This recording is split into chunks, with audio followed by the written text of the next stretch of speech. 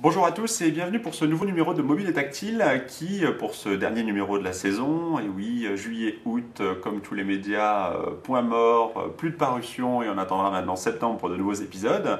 Donc pour ce dernier et nouveau numéro de Mobile et Tactile, je vous propose aujourd'hui d'approfondir un point que j'avais déjà évoqué précédemment, à savoir l'utilisation de vos produits mobiles en voyage. Donc moi cette année, je vais partir en vacances comme tout le monde, je vais rester en France puis les États-Unis cette année. Et donc, qu'est-ce que je vais utiliser? Eh bien, mon UMPC et mes habituels Pocket PC. Pourquoi pas de tablette PC? Pourquoi pas de portable? Bah écoutez, ça me rappelle un peu trop le boulot. Donc, je pars avec des produits fun et un peu plus ludiques. Donc voilà, bah c'est parti. Qu'est-ce que je vais vous montrer aujourd'hui? Pour ce qui est donc des voyages, commençons par ça. Deux éléments, la possibilité qui nous est offerte via le GPS et les produits associés de rajouter des alertes GPS assez intéressantes. Là, cette année, je vais faire pas mal de routes. Plusieurs fois, je ne suis pas un fou de vitesse, mais plusieurs fois, ces petits logiciels m'ont permis de lever le pied au bon moment et d'éviter de me faire flasher pour quelques kilomètres à l'heure supplémentaires. Donc, pour ce qui est des alertes GPS, comment ça marche? C'est très simple. Lorsque vous lancez votre programme de GPS, donc le logiciel associé à votre GPS, vous avez avec celui-ci généralement la possibilité d'ajouter des POI, des Point of Interest, qui sont donc des restaurants, des hôtels, etc., mais également des alertes radar. Alors qu'il s'agisse d'alertes radar fixes, bien évidemment, ceux-là sont toujours d'actualité, ne bougent pas. Également la possibilité des alertes programmées pour les radars mobiles. Donc là, ce sont des endroits où sont susceptibles de se trouver les radars mobiles, mais bien évidemment, ils n'y sont pas systématiquement. Comment ça se concrétise lorsque vous téléchargez ces points d'intérêt? Eh bien, vous avez sur l'écran de votre Pocket PC des petits icônes supplémentaires. Donc là, je vous montre par exemple sur Destinator. Donc là, j'ai rajouté les Point of Interest correspondant justement au... Voilà, donc là, vous voyez au milieu de l'écran. J'essaie de repartir un petit peu en arrière. Hop là, MyLotto, voilà, pof. Voilà, au milieu de l'écran, vous avez justement un radar qui est indiqué, une icône de radar. Donc comment est-ce que ça marche? Comment est-ce qu'il est possible d'obtenir ces différentes icônes sur vos logiciels GPS? Mais écoutez, plusieurs manières, plusieurs différentes possibilités pour y parvenir. Moi, j'ai choisi d'utiliser ce qui était proposé sur le site Alerte GPS. Donc, Alerte GPS, l'adresse internet très simple à retenir. Je vais vous mettre ça tout de suite en plein écran. Voilà, alertegps.com, qui vous permet donc de télécharger gratuitement un certain nombre d'éléments. Il y a également des options payantes, mais gratuitement, vous pouvez sélectionner le support qui vous intéresse, alors que ce soit un support PC.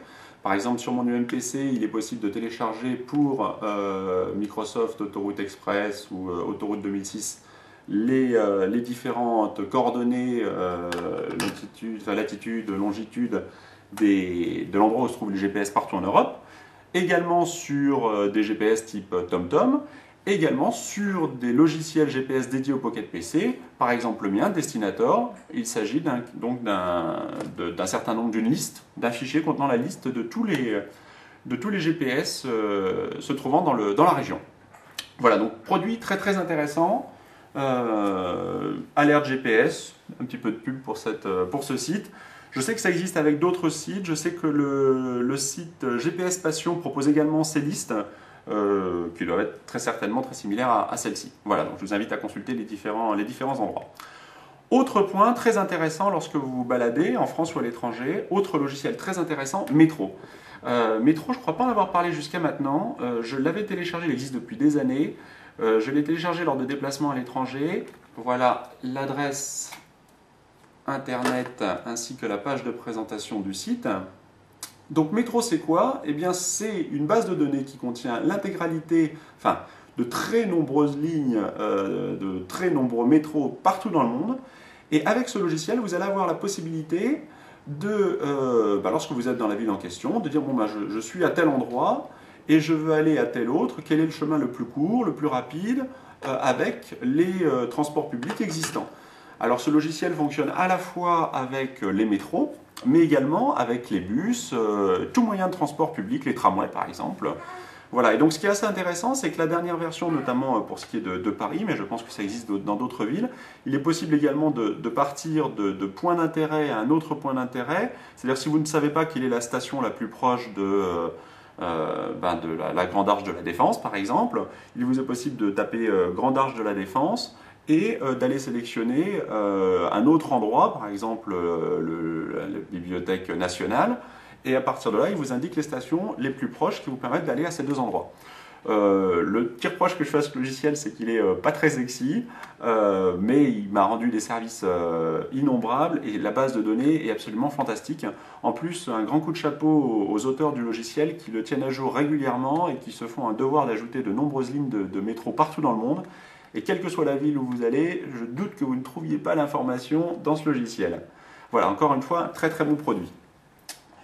Dernier point concernant le transport, un petit peu pour le fun, c'est Google Maps. Comme vous le savez, il existe Google Earth pour les PC. Vous avez également la possibilité,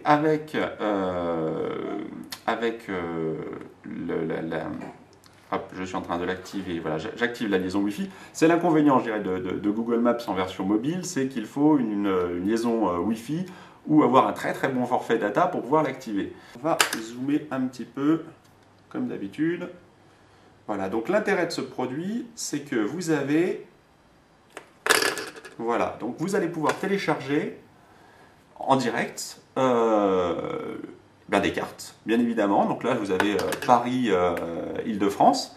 Ces cartes, vous pouvez les voir en version donc, plan, mais vous pouvez également les avoir en version satellitaire. Donc là, par contre, autant vous dire que ça consomme énormément de votre forfait, mais vous avez une définition absolument fantastique.